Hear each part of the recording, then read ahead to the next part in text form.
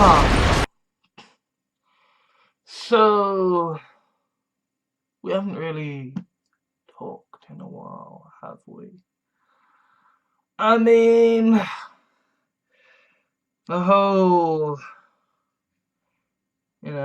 me declaring a war on the alt-right and the alt-right effectively declaring war on me by deciding to use my preferred medium of power to attack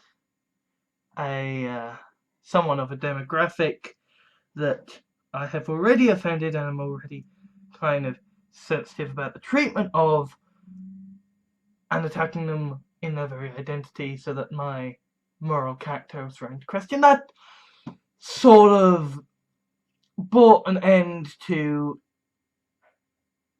any level of camaraderie and back and forth that was happening, From that moment on, it was just war.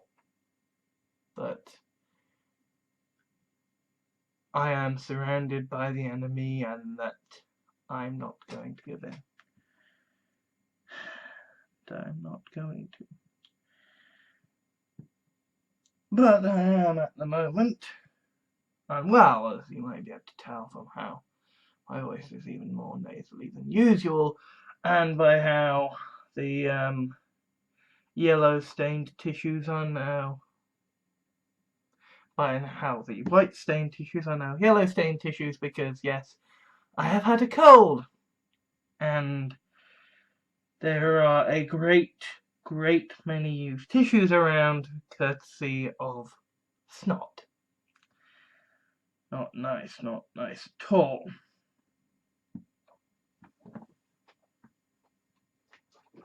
But you see, I've been thinking about things. I posted a video some time ago essentially saying that young white men nowadays are lost and that they don't know what to do. Because how do you find yourself in a world where you are presumed the enemy just by the fact of the gender that you happen to have, by the skin color that you happen to have? How can you strive to be a good person when just by existing you are presumed guilty? And I've been thinking about that. That's been sort of going on in my head in the background, and these past few weeks, I suppose it's months now, I've been sort of doing what I call research, but it's basically just sitting on my ass watching television programs, and I've been watching a lot of television programs.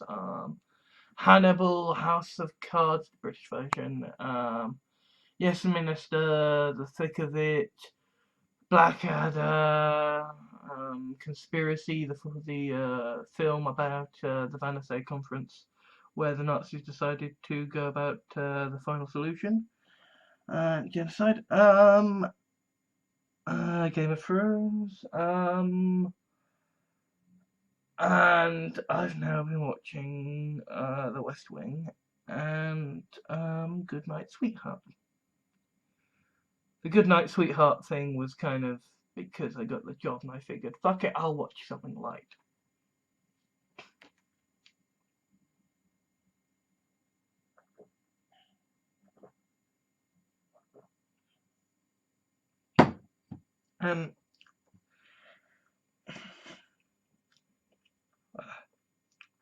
Excuse me one moment.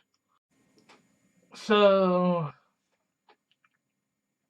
The West Wing has a lot of problems. I mean, the fact that it opens with the fucking American flag, and the fact that, you know, the end credits, no matter what's been happening, whether, you know, it ends on a shooting or the pilot of a ship that's about to sink, or the revelation that someone is ill with an incurable disease, whatever the case, no matter how sad it gets, it always sort of ends with this sort of overly upbeat, sort of Christmassy, you know, acoustic music. And it's sort of like, oh my god, we're at war. It's like, okay. And, you know, things like the fact that, you know, all the memes about the West Wing are, oh, the president is so great and wise, and it's like, no, he's a fucking, at best, centrist, at worst, sort of neoconservative, who is lying about his condition, generally being a bit of a bore and a prick, right? You know, and this is a guy that, you know, television and stuff is like, he's so unrealistically wise. This neoconservative liar, so unrealistically wise. And I'm looking at Trump. You kind of see why. But you know, it's got problems. One of the main problems that there is that it's all fucking white men. You know, all fucking white men. And you know, there are there are, you know, female characters in it, but they're all they're all sort of secretaries, and it's like the one genuinely high profile sort of woman character in the first two series is C.J. Craig, and she's effectively just the public face of the White House. And the thing is that, like, this is Aaron Sorkin, and, you know, the writing is such that I don't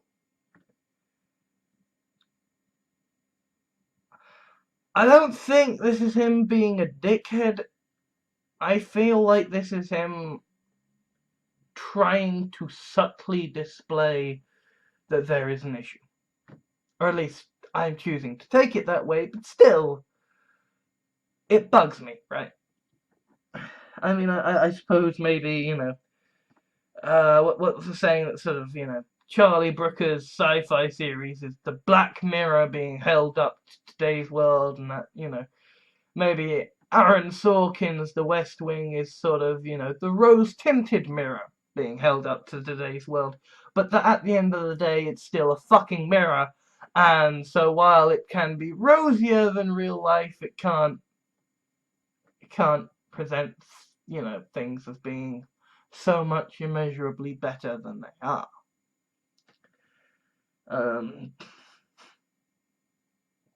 Particularly not if it wants to talk about issues, and in Series 3, it finally decides to, you know, tackle the issues of, hey, no, women don't really get a fair deal in America, and women aren't really paid equally in America, and women aren't really equally given an equal distribution among the higher echelons of American power structures. And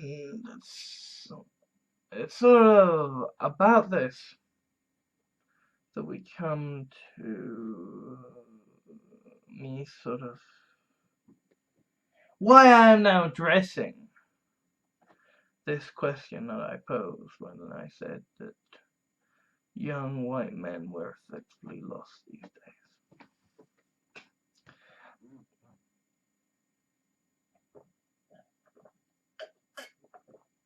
Because I don't know if I've told you. Because, I suppose there may be many, many things to which I am prepared to admit.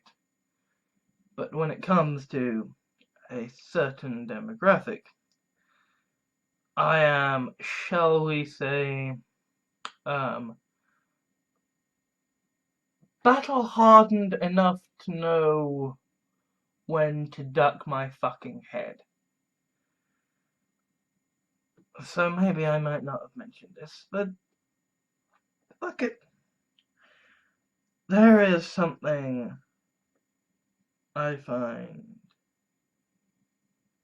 and bear in mind, before I say this, I know I am addressing a load of Nazis who ritualistically dislike every single video that I make, and that I am making this, and that I am about to say what I'm about to say with squash to my left, half-eaten pizza boxes to my left, and an empty bag of KFC, a Coke staff, my deliberately unmade bed, tissues, and general mess, right? I am aware of the situation in which I am making this statement.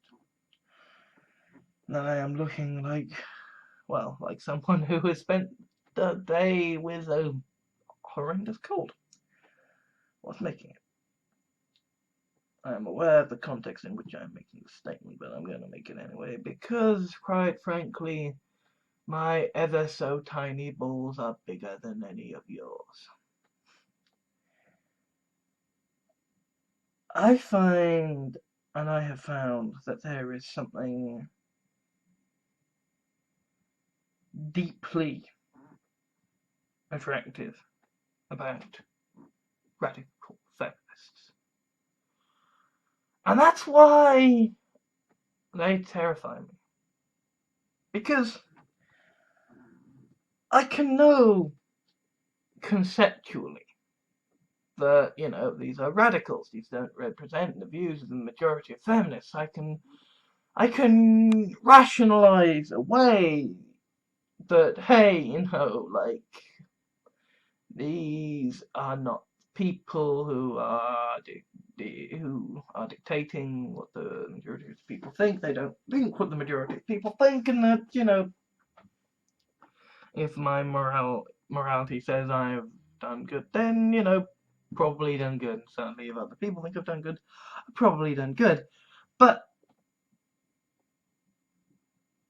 the libido has a way of saying, yeah, fuck that though.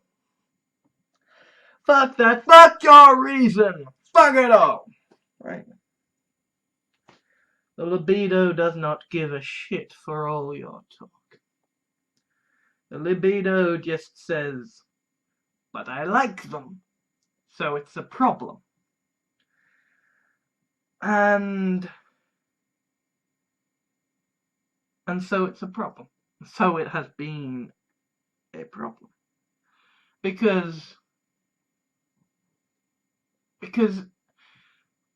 it doesn't matter how much you rationalize or reason,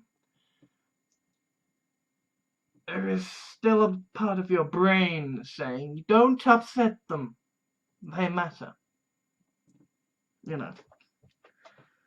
A neo-Nazi alt-right madman who has been stalking my videos for ages can go up to my face and describe in grotesque detail what he plans to do with a toothpick in order to make it so that Lucifer's deadly devices would be infinitely more pleasurable than what he could do, and I wouldn't care. I wouldn't care in the slightest. But a radical feminist is ever so slightly disconcerted or disdainful of the fiction that I write, And I end up having a complex about it for years to come. It's because libido doesn't necessarily think logically or rationally or listen to logic or reason. Just keeps badgering away, going, yes, yes, well, you fucked that up, didn't you?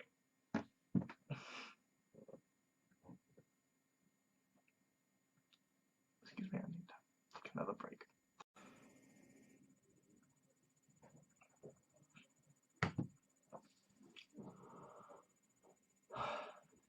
But the West Wing delivers something which was kind of mind-blowing and incredibly attractive, forthcoming and flirty radical feminist. And that made me think properly for the first time about why it is that I am so deathly afraid of radical feminists. Because you see,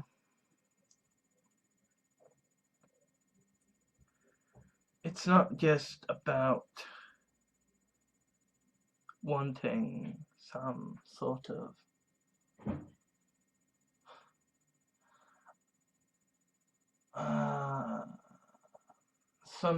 assurance that my morality is okay. It's not just about, wanting a confessional from the Pope and to be told it's okay, son, you're still getting into heaven. But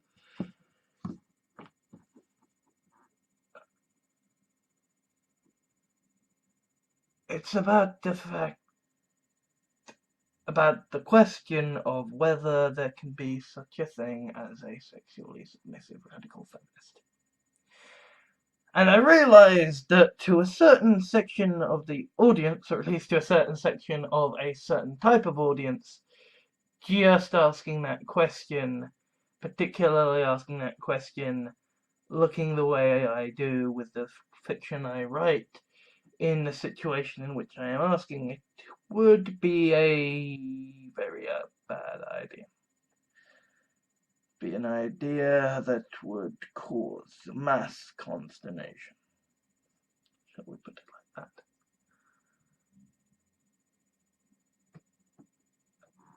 that? This is the thing that I have been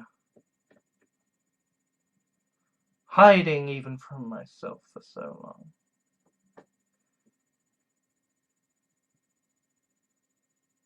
And this is why I think I have been trying to walk the tightrope with my fiction. Because it's not just about a man trying not to be sent to hell. It's not just about, an atheist wanting to go through the pearly gates, okay? It's about something more primal. It's about lust. It's about wanting to have your fucking cake and eat it. And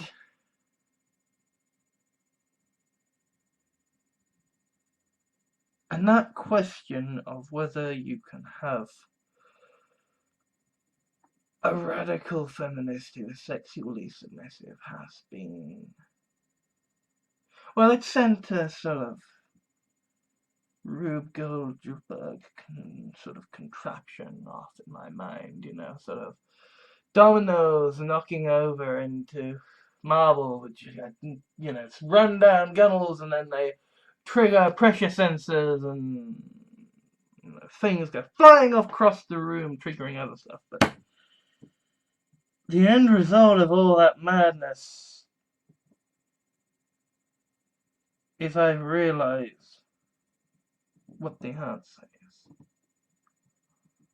The answer to the question of what the fuck you do if you're a young white man in Britain or America and you want to know what the fuck you fucking do with your life, what the heck you're supposed to do, because unless you really are one of the 1%, the chances are your life's gonna be tough, regardless of how fucking privileged you are, right? Chances are you're gonna have a fuck ton of pressure on you, and you're gonna have to work fucking hard just to keep your head above water.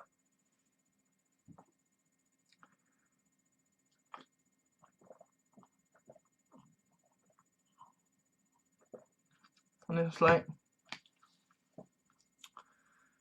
in Japan, they are having a generation of young people who basically aren't having sex and basically aren't raising any kids, aren't having any kids, right? You know, they are facing a drastic demographic drop-off at a time when they have got an incredibly huge elderly population that needs to be taken care of, and there just aren't gonna be future generations in the sort of medium to long term that are going to be able to handle that. They're dealing with a demographic time bomb. And a demographic time bomb which is now starting to tick the fuck down. And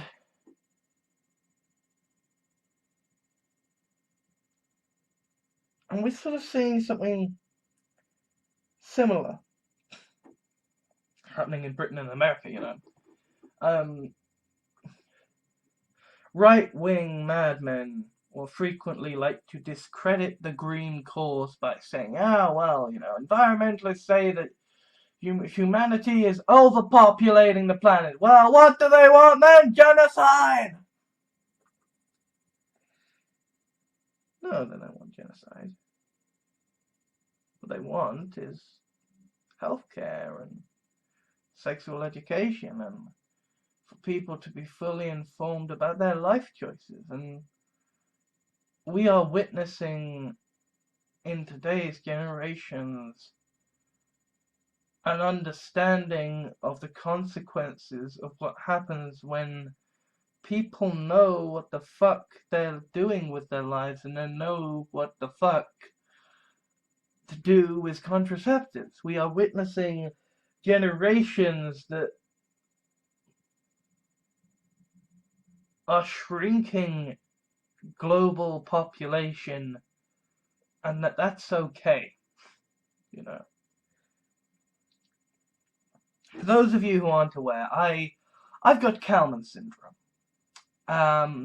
That means that basically I can't smell because my olfactory bulb didn't develop, and that my pituitary gland didn't get necessary chemicals to develop correctly, so it doesn't put out testosterone on its own. Meaning that I need testosterone injections every 3 months to basically remain a man, more or less. And that as a result, I am developmentally challenged in the areas of sexual characteristics, shall we put it like that. And that if I wanted to have kids, it would require going on a lengthy course of treatments in order to stimulate the production of reproductive chemicals in the body. And you know, it doesn't matter how often they say, well, it is possible.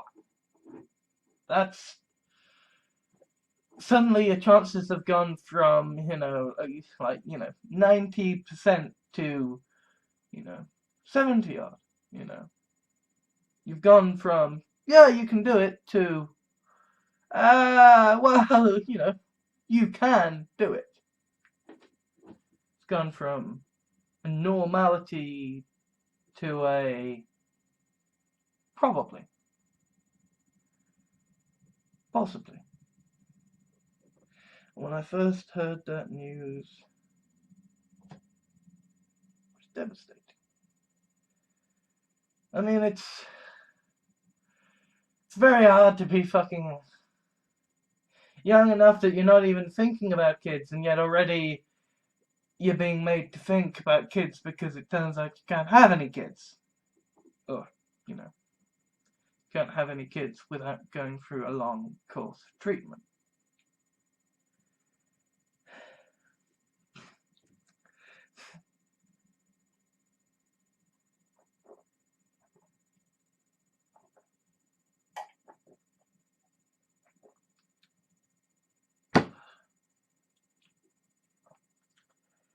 But I am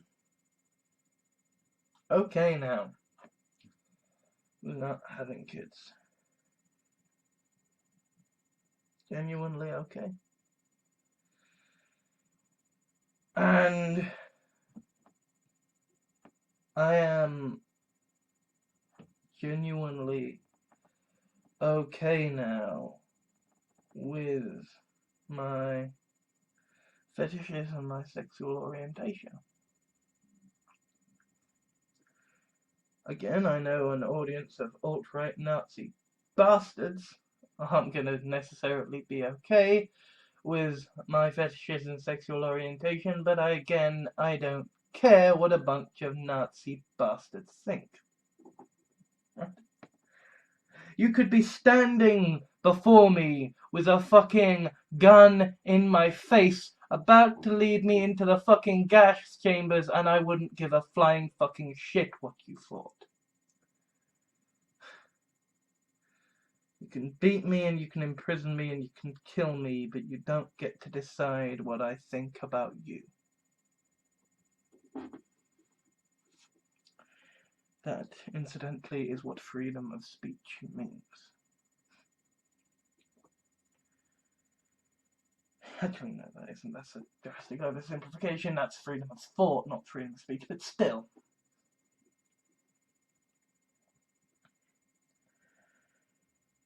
I know who I am and what I am, and I am happy with this. And so we come at last back round to the question of whether you can have a sexually submissive radical feminist. Do you know why? Do you know why I say good evening, various people across the grand and mighty spectrum of time in the multiverse? Do you know why I say that? It's because I don't like to say good evening, ladies and gentlemen. Do you know why I don't like to say good evening, ladies and gentlemen? It's because I know that gender is not so simple. Because I know that gender is a spectrum. And because I know that so many things are on spectrums, including feminists and including radical feminists. Can you get a sexually submissive radical feminist? Yes and no. Can you get a transphobic feminist? Yes and no. Can you get a radical feminist who wants to see the genocide of men? Yes and no. Can you see a radical feminist who thinks that actually we should be reverting back to the 1950s because it turns out that actually women should be able to live whatever fucking way they like, and if some women want to live in a position that was previously considered submissive or passive or inferior to men, then that's their fucking right. Yes and no. Radical feminism is a spectrum, just like feminism is a spectrum. There are radicals across each and every fucking branch of feminism, and that means that yes, there are going to be radical feminists who are sexually submissive, just as there are going to be radical feminists who would want my head on a fucking spike for even daring to ask that question. It's a great wide world, and there are a whole lot of people in it who've got a whole lot of opinions that not everybody else agrees with. And that's beautiful. That's why we have multiculturalism. That's why we have democracy. That's why science is about getting the widest range of people involved in it. That's why evolution has enabled such wide-ranging views and opinions, because it is through diversity that the greatest and most successful attributes win out. You can't have a world of success without diversity, because if you have a world without diversity, then you never have anybody thinking free enough to come up with the idea that saves you, that saves your race, that saves your civilization. There are indeed radical feminists that I should be scared of. There are indeed radical feminists who will hate me and everything I stand for, because of the fiction that I write and the things that I say, and I am truly sorry. Although I also know there will be radical feminists who will be exactly the same, but their reasons will not give me cause to be truly sorry, because these will be the kinds of radical feminists who I regard as basically cunts.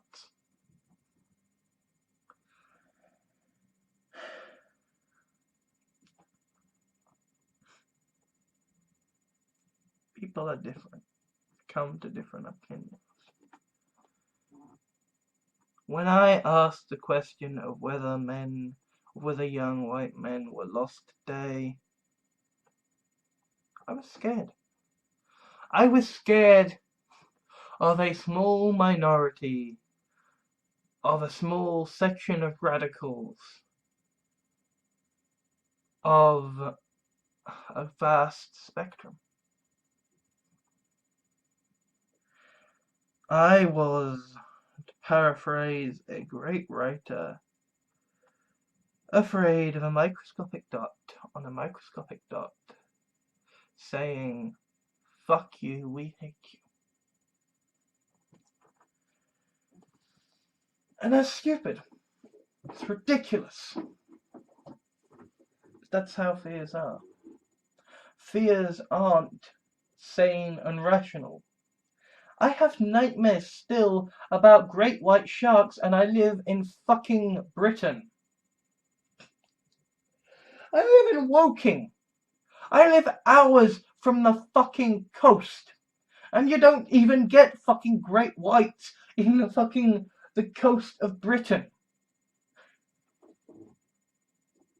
I mean, okay, I'd probably be pretty darn scared if a basking shark turned up in if a bloody basking shark turned up in the London Thames as well, but that's because the basking shark's fucking huge, and not because it eats things. Well, it does eat things, but not people. Well, great white sharks don't eat people either, but you know, a basking shark is even less likely to eat people.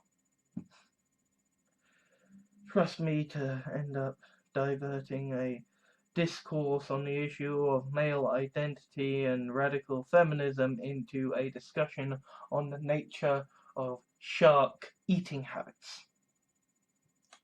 And my point is that things we are afraid of are not always logical.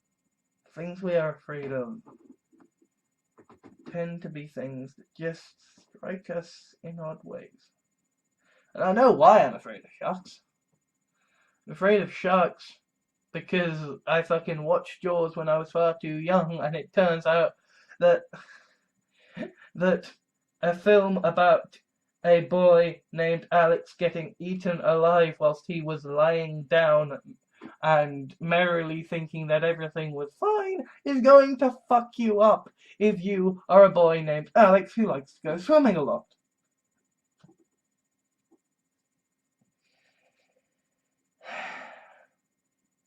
Still find myself not wanting to leave my feet over the edge of the bloody bed. I live on the second fucking floor as well.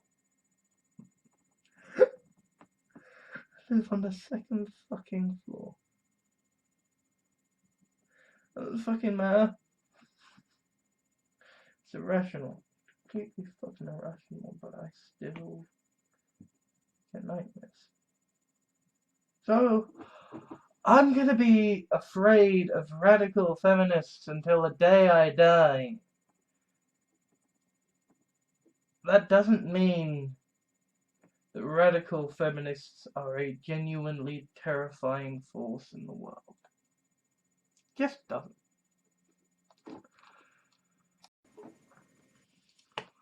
A wise person once said that the key to finding someone who loves you is confidence. Well, I've never been very good at confidence. Self-harming tends to do that too. But it stands to reason, right? If you're not confident in yourself, why should anybody else be confident that you are the one for them? And if you're not confident in yourself, you're not even going to go over and ask. You know, you're never going to succeed at anything if you don't try anything. And if you're so unconfident, you're not even prepared to try, nothing's going to happen. And I am not very confident. Because I don't just have Kalman syndrome alone. That's enough. You know, so many people with Kalman syndrome think they're alone. So many people with Kalman syndrome, and it does affect women as well. So many people with Kalman syndrome don't feel like they can put themselves out there, and they become social outcasts because this thing affects you like a cannonball to the stomach. It utterly wrecks you, and it makes you feel like you can't stand again, you can't walk again, you can't do anything in person again, because our entire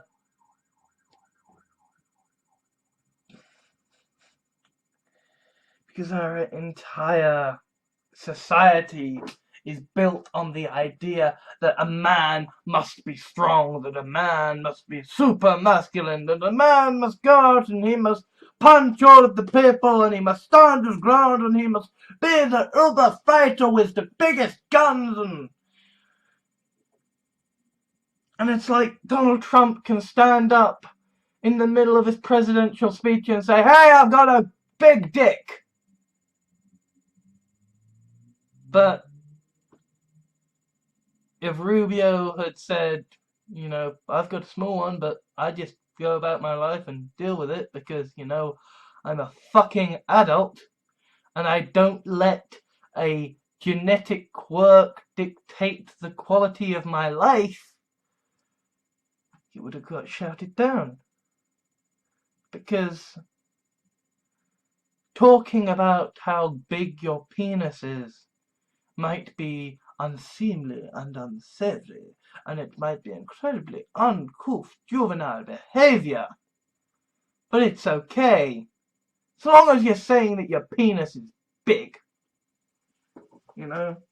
It's like the Romans used to say that, you know, it's okay so long as you're not the one being fucked. You know? It's not gay so long as you're doing the fucking.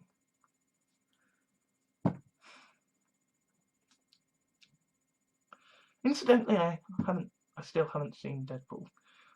Need to.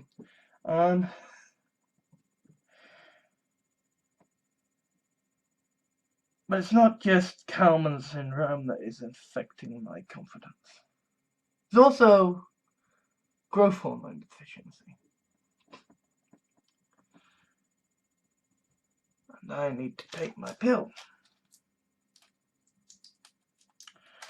Hydrocortisone aldin.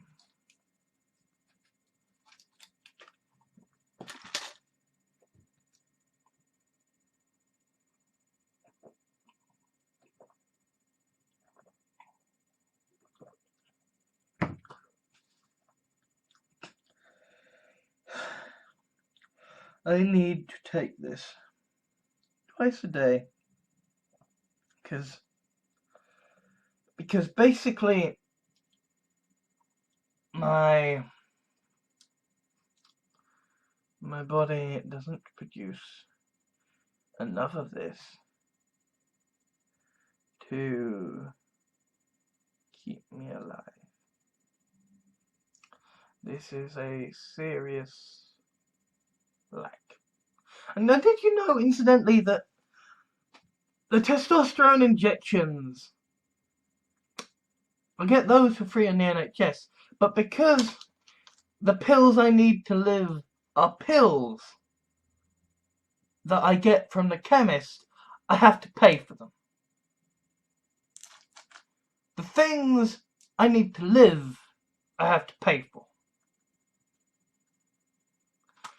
10 quid a pop.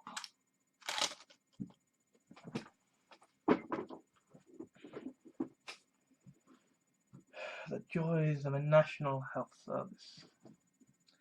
Well, the joys of a national health service that is being slowly privatised. Or quickly privatised.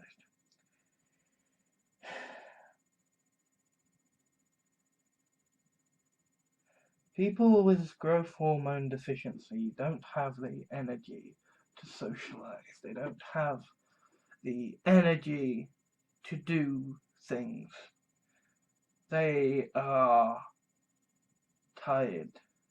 They don't have as many. They literally don't have as much willpower as other people. You know, the whole just try harder. Well, it turns out I'm medically incapable of just trying harder. I am medically lazy.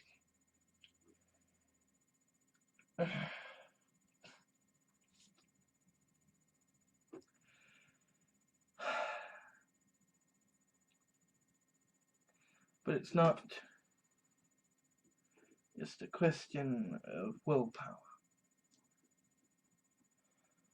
People with growth hormone deficiency live shorter lives, and tests as to the impact of growth hormone replacement therapy are inconclusive as to whether it actually enhances it.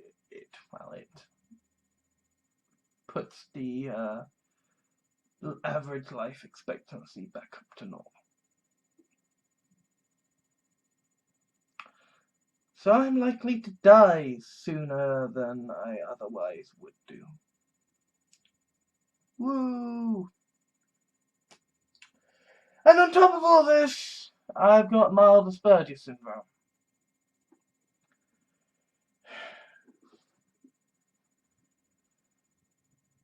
You know, having heard that in America they call it Asperger's, I may be actually slightly okay with the American Association of Diagnoses, or whatever the fuck it was, deciding that they were going to make Asperger's syndrome officially part of autism, because I can imagine that in America, home of actual burgers made of actual asses, saying that you have Asperger's probably isn't going to go down so well. Whereas if you say you've got autism, then at least that doesn't sound like you've got Asperger's.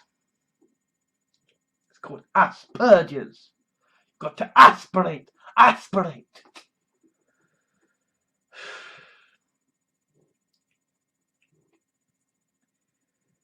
But, because I've got Asperger's syndrome, I don't have, well, I can know social skills, but it has to be something that I consciously put on. I am not actually an introvert. I am an extrovert, but I am an extrovert in the right company. I am an extrovert in the company where I know the social cues, where the social cues go hand in hand with the knowledge that I am infused about. I am an introvert when I have to hold in my head and consciously act upon bullshit societal connotations. Mind your P's and Q's. And as you might imagine, if you don't have the energy because of growth hormone deficiency, then you're not gonna be able to keep up the social skills act for so long. Sometimes you fuck shit up just because you're tired, and you maybe know the right thing to say, but you've just not got the strength to say it at the moment. This is why stressful situations involving people are a particularly bad idea, and this incidentally is why I could never work in some sort of shop or a call center, because a job dealing with people in a stressful environment, I wouldn't last. I mean, I struggle around people who get stressed easily, because if I am in a situation where I am put under pressure, then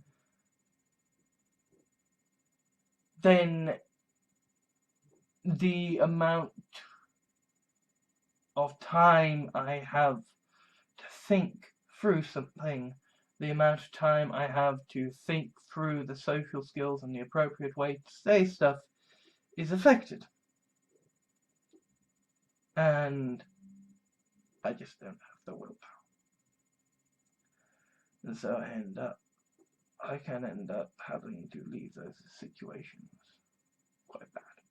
And the thing is that as far as people with Asperger's syndrome go, I'm fucking lucky.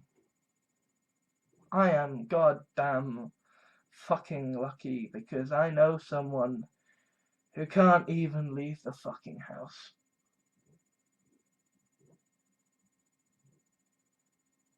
And they know how bad they are, but there's shit all they can do about it. They are the way they are. I suppose I know that well as well.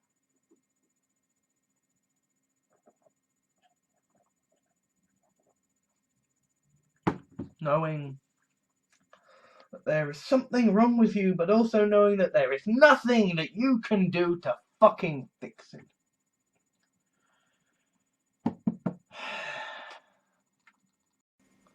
Sorry, that was a tangent, but I feel an important tangent. Important to understand what's been holding me back. Because it's not just about being an ugly fucker. It's not just about being an ugly fucker with a shit job who doesn't go to the gym. Because those are things that can be improved. It's about being someone who is going to die early, who doesn't have the energy to go out and do things. It's about being someone who isn't good in social situations, and when he's under stress or pressure, runs out of energy and just can't deal anymore. It's about being unconfident in and of yourself.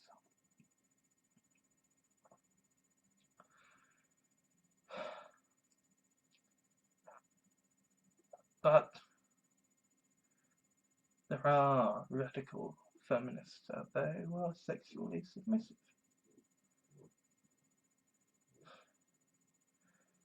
7 billion people on planet Earth today. You know,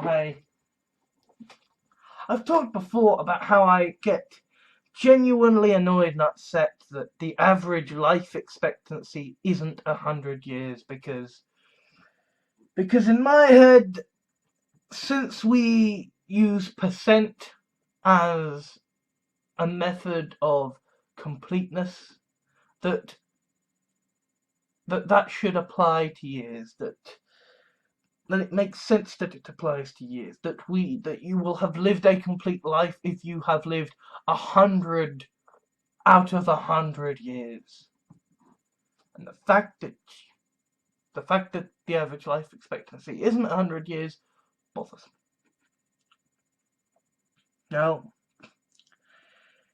here my pedantic issues with the percentage idea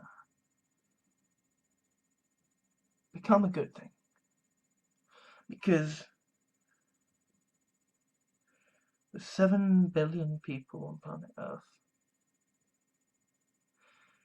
even if it is 0.01% of the population that is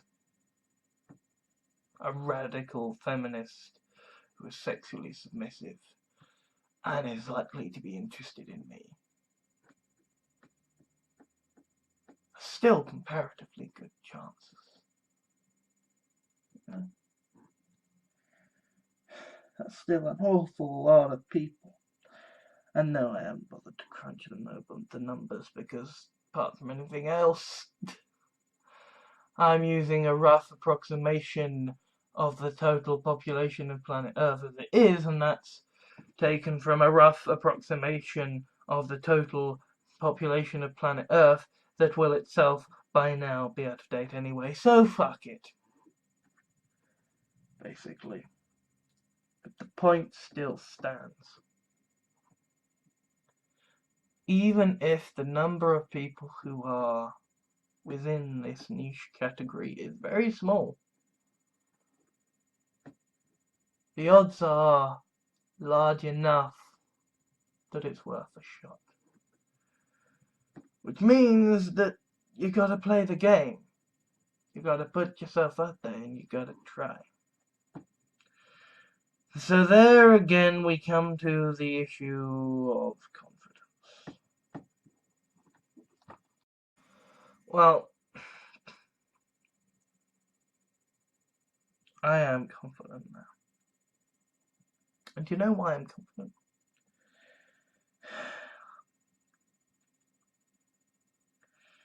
Because at this point,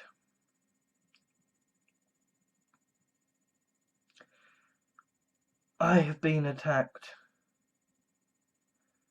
near on in clear on every way that I could be attacked. Because at this point, almost every single one of my possible worst case scenarios that could happen has happened to me. I mean, short of literally waking up to find a great white shark at the foot of my fucking bed, and fucking good luck with that, trolls. Fucking good luck with that. Getting a fucking 6-foot great white shark up the stairs in this house without anyone fucking noticing. Fucking good luck with that.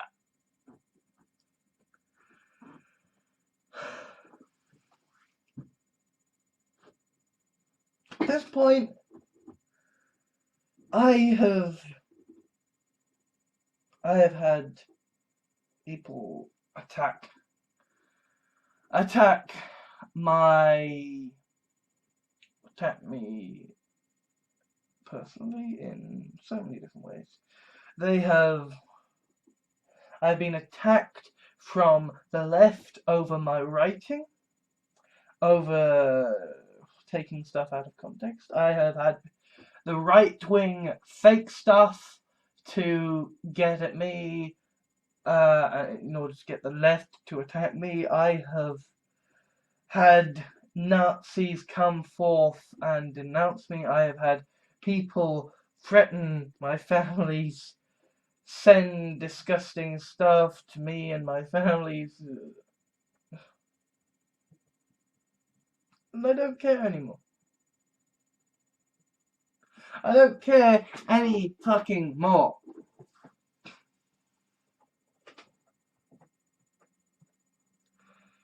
Because at this point, I know the strength of my defenses. I know the strength of my mind. I know the strength of my family. And I know that at this point, it is only a matter of time before the people who hate me irrationally are so desperate for my attention that they deliberately, well, maybe not deliberately, but that they put themselves in a position whereby they can be caught.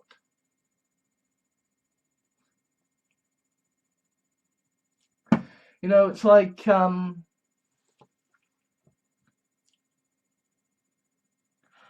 when Hitler declared war on the Americans after Pearl Harbor, since the Japanese were Germany's allies at the time.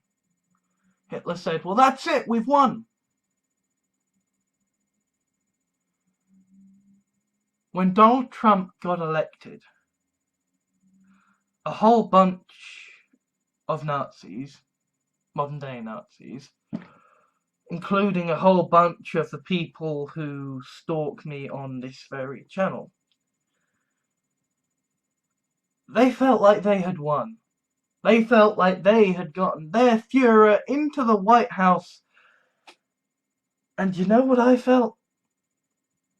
That's it. We've won.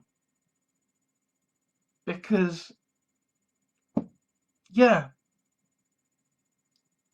people are going to die now because of a bunch of empowered Nazis.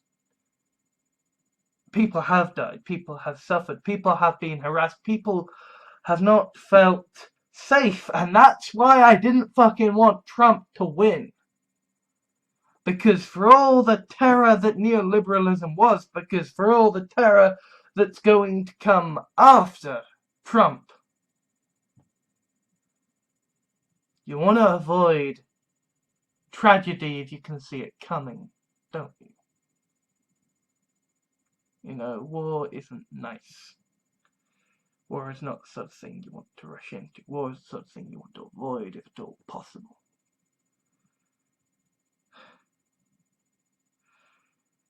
But when Trump won against a massive establishment media campaign, when the left was so blindsided, and when he continued to appoint people into positions of power that got the left so enraged, I mean, from a certain point of view, Donald Trump is a reality TV star. He's a marketer. He's a public relations guy. He knows that the way you get talked about is by enraging people because, as a great man once said, bad news is the only thing that travels the fastest. And Donald Trump manufactures bad news so that all the left-wing people will go, oh my god, it's the end time! Fuck, we need to kill him! And I suppose it's by that same logic that the alt-right follow me, because they're like, ah, look, it's a lefty screaming about Donald Trump again, ah!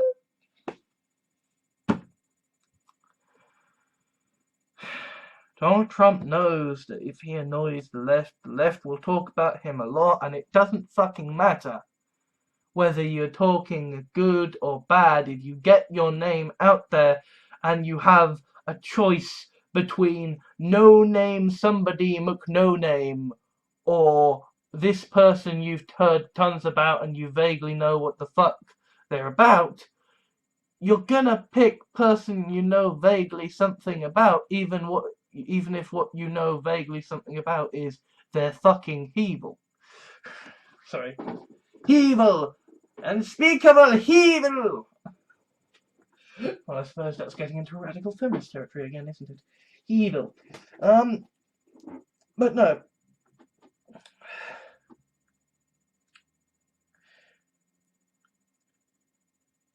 Donald Trump is a media spinner. And I'm thinking and I'm hoping that that's what he's doing, but at the same time, what this is doing is stirring up left-wing anger. This is stirring up the fear of the oppressed. And it's like Hitler declaring war on America.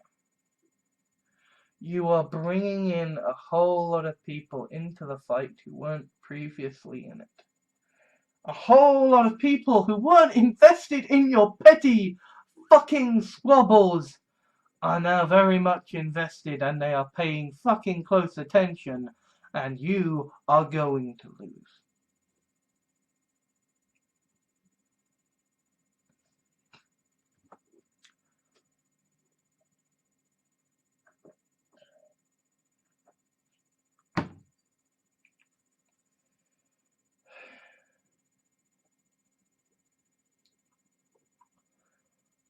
Confidence, in my case, it's not born from some innate thing. I hate myself. I hate how I am perceived. I hate the things that I've done, the things that have been done to me. But I am confident in my ability to weather the storms that come. And I am confident that I know now how to navigate the world as a young white man, and I know now that I will be on the right side of history.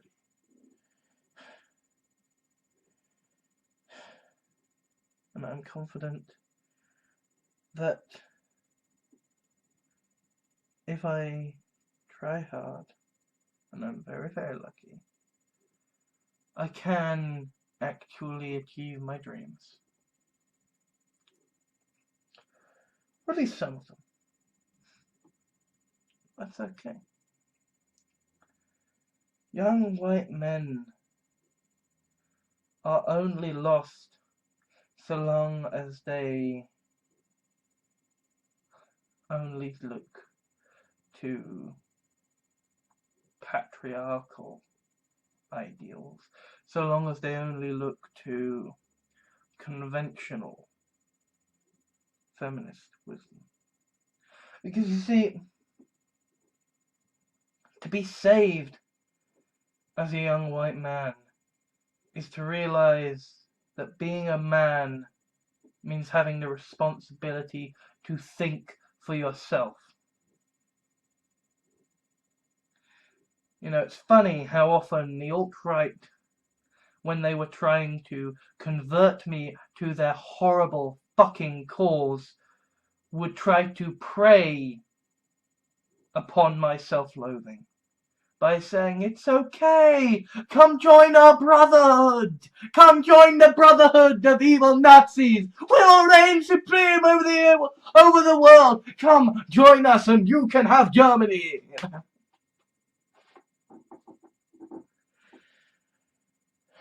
This grand brotherhood of racist fucktards. You know what? They're wrong.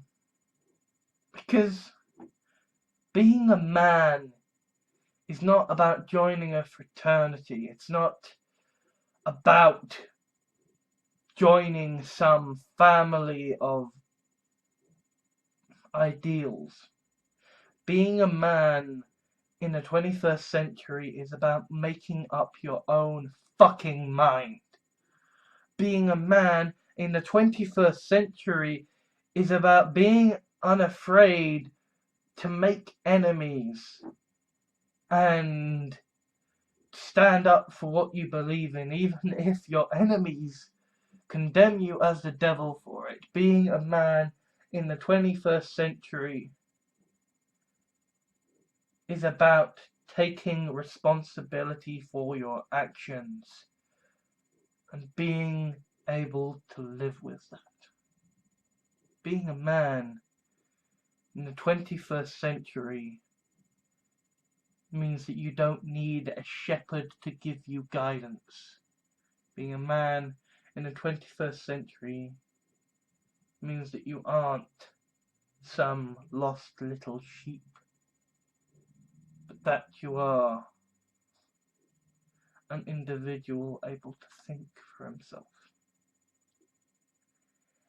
And I am pleased to say that I can think for myself, and that whilst it is not as easy as following the fucking flock, that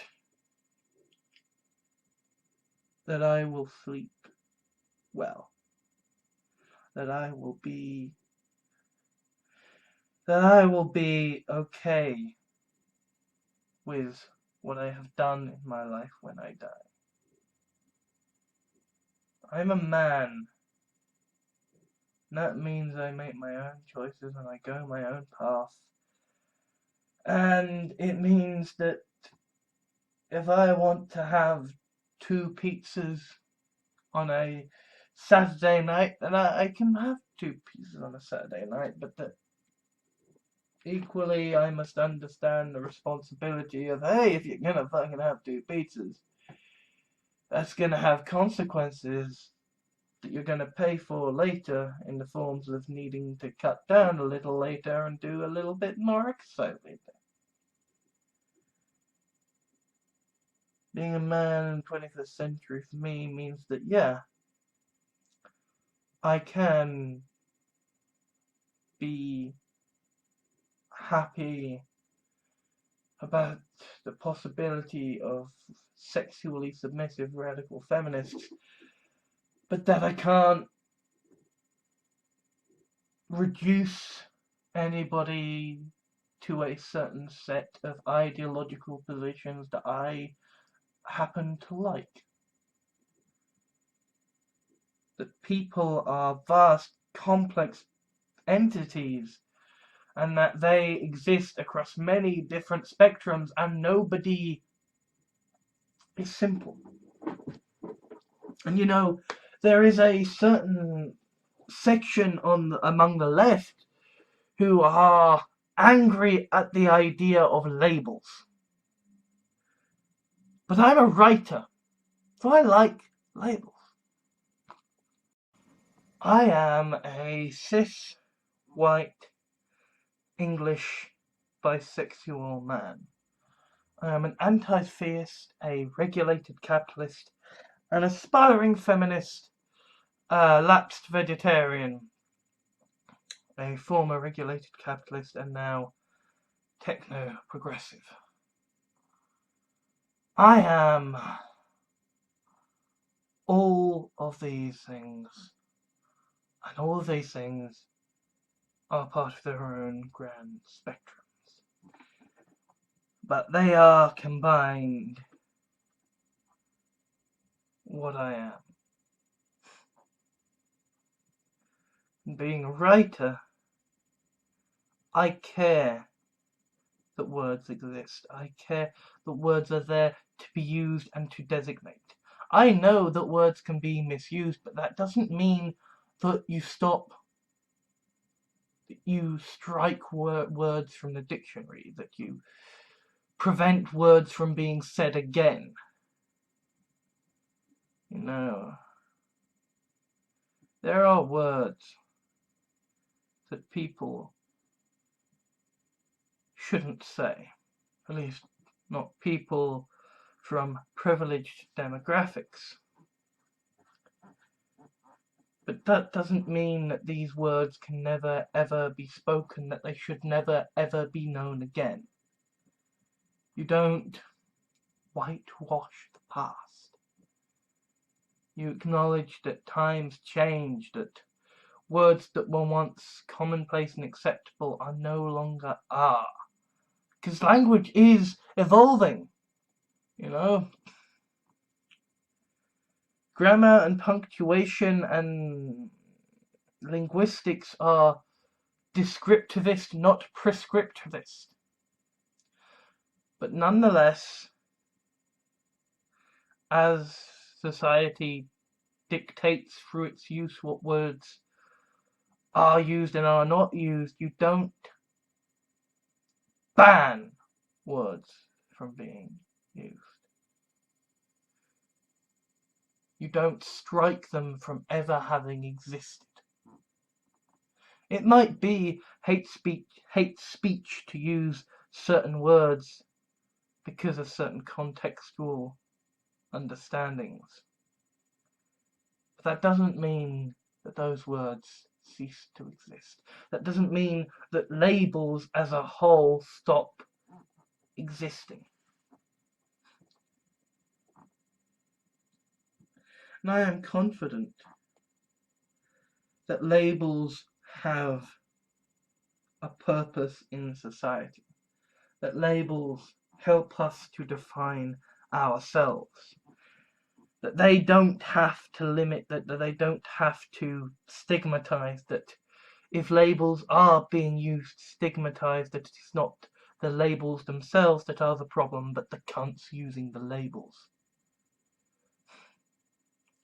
For a long time, I took issue with autism because autism is a spectrum, because Asperger's syndrome is a fucking spectrum, because there are Nazi cunts out there who think that I am an extreme fucking example of Asperger's syndrome.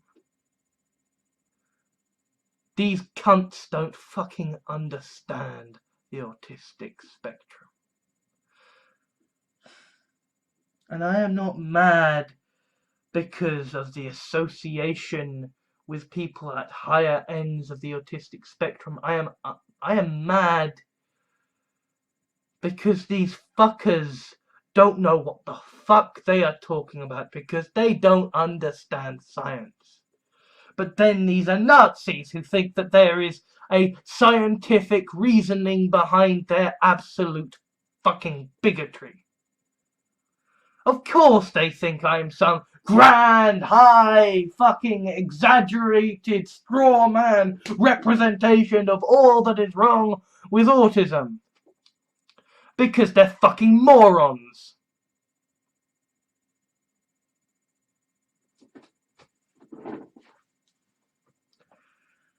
I am not held back by fear of what people think anymore.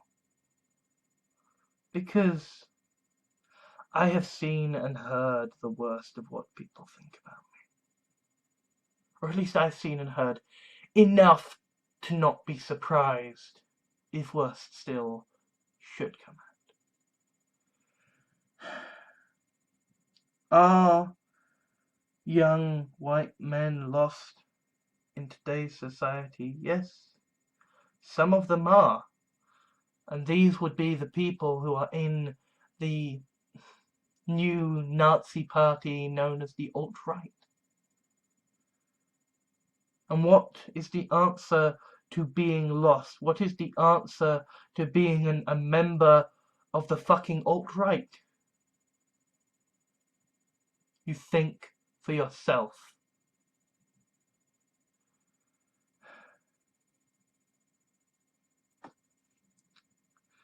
You know, the alt-right, the new Nazis, they like to use this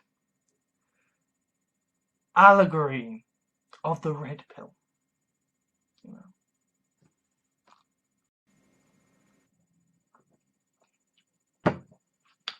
There was this film, The Matrix. A film about the idea that all of humanity is living in a grand computer simulation. That all of reality is a hoax being orchestrated by algorithms. That it is a great machine.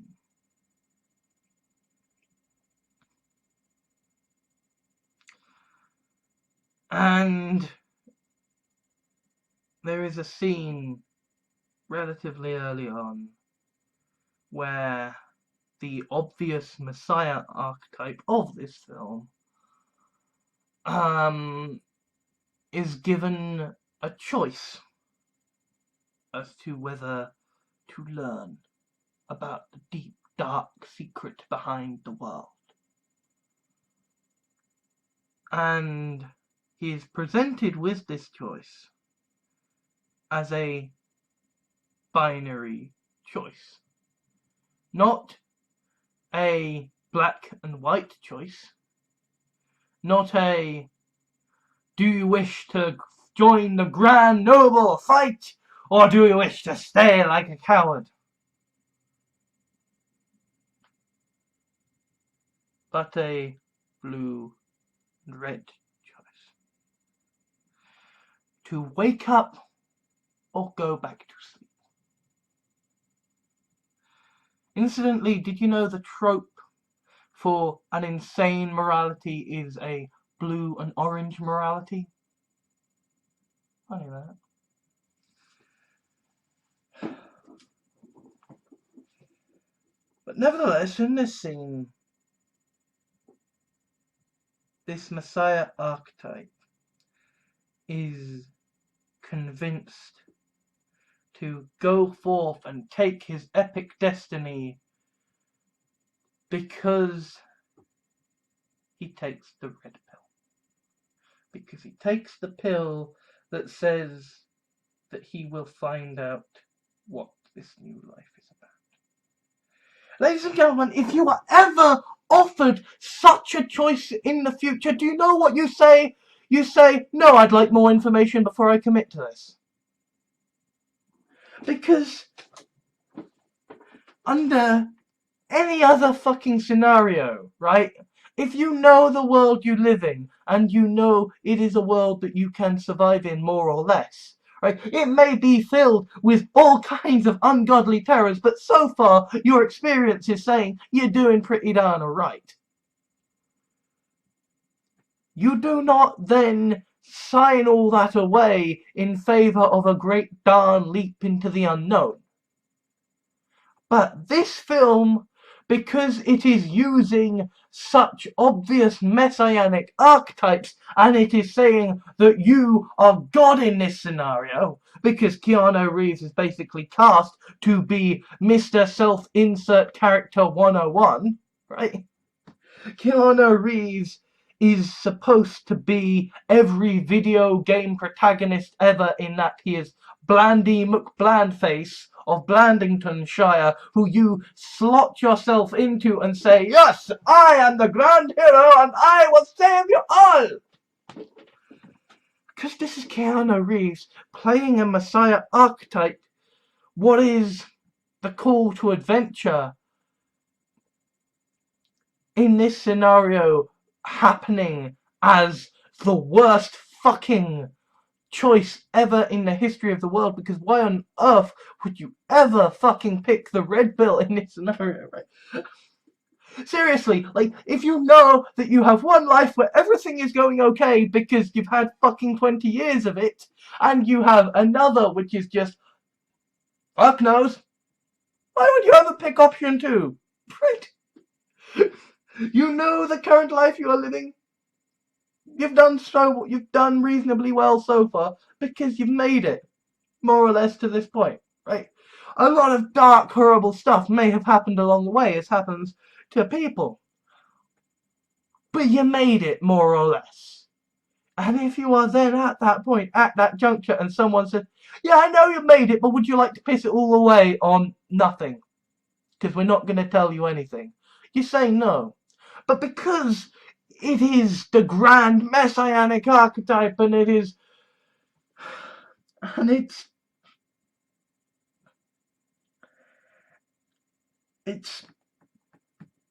it's Morpheus there, the god of the underworld, and he's saying, I will wake you up, I will lead you into the light. It makes sense in context, but not if you think about it for one fucking second. It's Mr. Burns saying, well, you could have everything you know and understand and trust, or you could change it in for the mystery box. You want the mystery box, don't you? And that's how Brexit was sold. That's how Trump was sold. Because, well, do you want the thing that you know consistently, or do you want the mystery box? And the thing is that the alt-right persona, the alt-right cult or meme or bunch of neo-Nazi cultists, they have framed the mystery box swindle as a grand heroic narrative of accepting the call to adventure.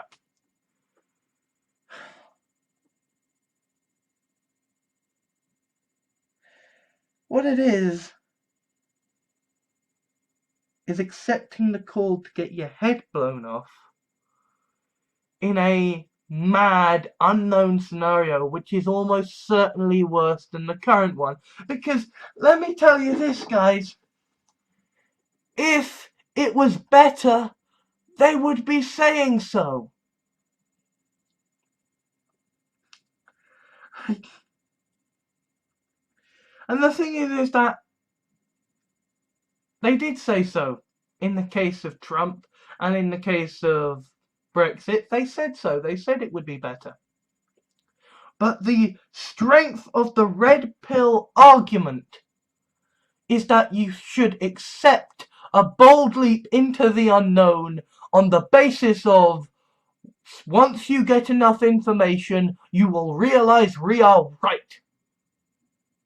They aren't saying that they will present you with that information. They aren't saying, here it is, here's our grand game-busting information. No, they are saying, you will see. The whole you will be red-pilled idea and meme is based upon a kind of confidence bred of idiocy. Because you never actually say what you're about, right? Like, these are people who are consistently telling me I should debate them, and they never fucking say what their argument is. Because if they were to actually outline what their argument was, I would blow it away in 5 seconds flat. Because what their argument is that they think that black people are ugly and inferior, and that they think black people are dangerous, and so therefore that white people shouldn't have to live in society with them, because the white people who are scared don't like the black people. That's their argument. Their argument is bullshit. Their argument is fucking bullshit, and they're like, Rotherham, but children got raped in Rotherham, yes! And children got raped by Jimmy Savile, and children got raped by Rolf Harris, and children have got raped in the House of Lords and the House of Commons, and they've gotten raped in fucking everywhere, in fucking London and England and Britain, and it's horrible and shitty, and we have got a massive problem with paedophilia in Great Britain. And you know what? It's all fucking white men. Well, no, not all fucking white men, but the point is that the vast majority of powerful individuals who can cover up and get away with committing paedophilic rape are fucking white men, because, as we have just discussed, white men fill so many of the powerful, prominent positions in society. But no, you don't care about that, because you've got your straw man argument for why we should all hate the black people. And it's like this new thing of Pizzagate. 4chan saying that, yes, all of the people who oppose Donald Trump are all paedophile rapists.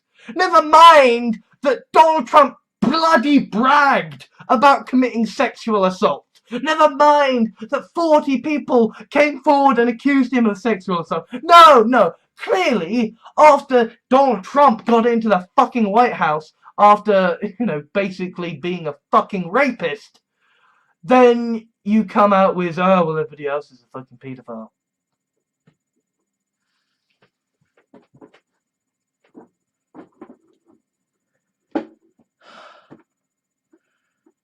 There is no red pill.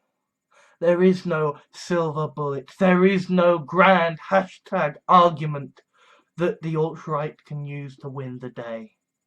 All there is nonsense rhetoric about how their racial hatred is justified in their fucked up little heads. So, if you want to be a man, if you want to wise up, if you want to learn how to find your way in the world as a fucking young white man, I have this to say to you. Make your own way and leave aside all calls of false friendship by the fucking thundering cunts known as the alt-right or the fucking Nazis.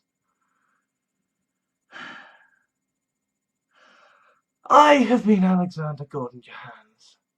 I have been terribly unwell, and you are most likely going to give me hell in the comments section if you have fucking made it this far. Anyway, goodbye. Thank you to all my Patreons at patreon.com for helping to make videos like this possible. If you wish to leave a like or dislike to rate the video for my analytics, that would be much appreciated. Comments are always welcome, though be aware that they will be moderated before being published, so please be civil. If you liked this video, please consider adding it to your favourites, sharing it to your friends, or subscribing.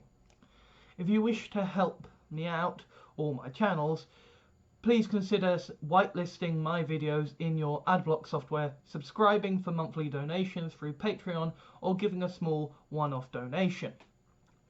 Alternatively, I have a Steam wishlist for games I would consider let's playing or streaming, so if you would like to see me broken before the Dark Souls altar, or just happen to have gotten a duplicate of a game in a humble bundle, then you know what to do.